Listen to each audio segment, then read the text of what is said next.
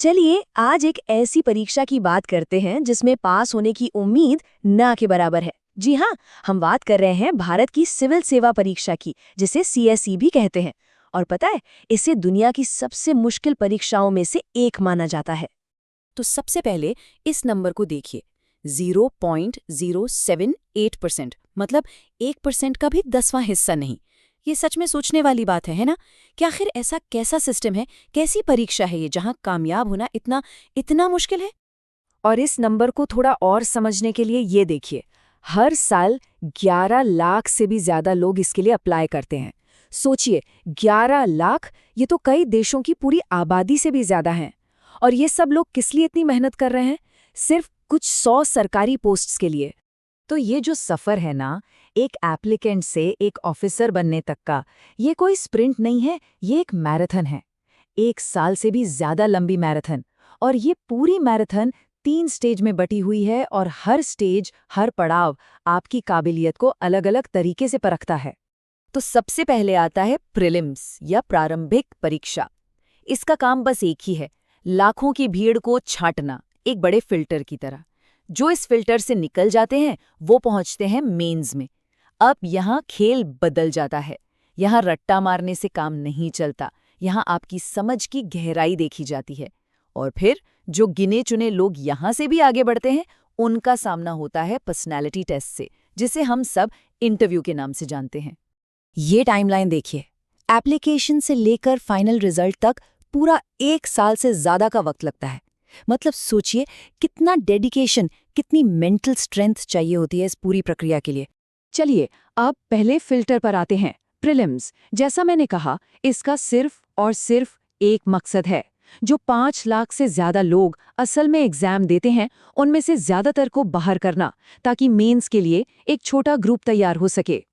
तो प्रीलिम्स में होते हैं 2 पेपर, दोनों ही ऑब्जेक्टिव, मतलब मल्टीपल चॉइस क्वेश्चन वाले। पेपर 1 होता है जनरल स्टडीज का। इसके मार्क्स तय करते हैं कि कौन अगले राउंड में जाएगा। और पेपर 2, जिसे सीसैट कहते हैं, वो एक एप्टीट्यूड टेस्ट है। इसे बस क्वालिफाई करना होता है, मतलब कम से कम 33% मार्क्स लाने होते हैं। इसके नंबर मेरिट में नहीं जुड़ते। अब सोचिए, लाखों में से सिर्फ लगभग 13,000 लोग प्रीलिम्स क्लियर कर पाते हैं, और इनके लिए अब शुरू होती है असली परीक्षा, असली endurance test, mains exam. Mains का जो ऑफिशियल मकसद है ना, वो खुद ही सब कुछ बता देता है। यहाँ फोकस इस बात पर नहीं है कि किसके पास कितनी जानकारी है, बल्कि इस बात पर है कि कौन उस जानकारी का इस्तेमाल करके कैसे सोचता है, कैसे एनालाइज करता है, और अपने विचारों को कितनी अच्छी तरह से लिख सकता है। और ये कोई 1-2 पेपर की बात नहीं है, कुल 9 पेपर, 9, और सारे के सारे डिस्क्रिप्टिव, मतलब लिखने वाले। ये एग्जाम 5 दिनों तक चलता है।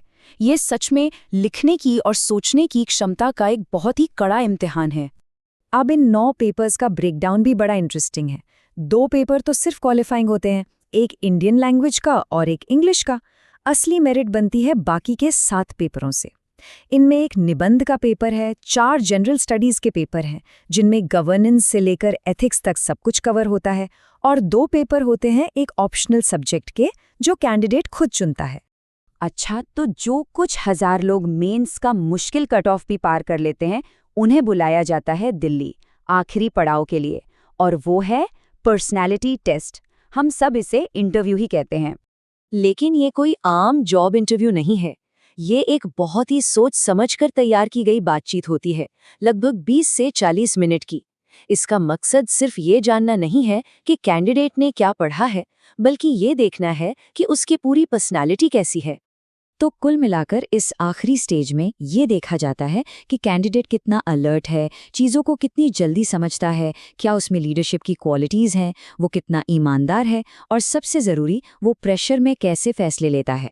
तो आखिर में जो फाइनल मेरिट लिस्ट बनती है, वो मेंस के 1750 नंबर और इंटरव्यू के 275 नंबर, यानी कुल 2025 नंबरों में से बनती है। और जो लोग इस फाइनल लिस्ट में आ जाते हैं, उन्हें मिलती हैं देश की सबसे प्रतिष्ठित सर्विसेज, जैसे कि इंडियन एडमिनिस्ट्रेटिव सर्विस यानी आईएएस, इंडियन फॉरेन सर्विस यानी आईएफएस, और इंडियन पुलिस सर्विस यानी आईपीएस। और इनके अलावा भी 1 दर्जन से ज्यादा सेंट्रल गवर्नमेंट सर्विसेज हैं। यही लोग आगे चल के देश को चलाने वाले बड़े अधिकारी, डिप्लोमैट्स और पुलिस ऑफिसर्स बनते हैं। तो ये जो पूरी प्रक्रिया है, ये जो इतना मुश्किल सिस्टम है, ये असल में एक बहुत बड़े सवाल का जवाब खोजने की कोशिश है। सवाल ये कि 140 करोड़ लोगों के देश को चलाने के लिए उन कुछ 100 लीडर्स को कैसे चुना जाए।